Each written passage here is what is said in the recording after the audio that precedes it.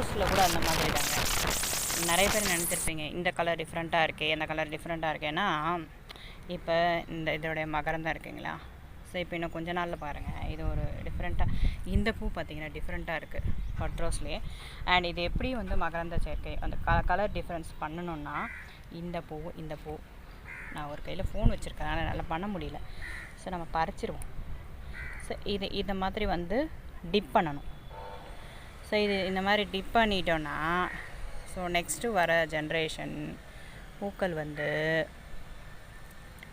Colour red லைட்டாக red வந்து mix ஆகும். இதோடைய மகரந்தம் இதில் சேரும்போது இந்த மாதிரி தான் இந்த ஒர்க்கை தான் வந்து பட்டர்ஃப்ளைஸ் பண்ணும்.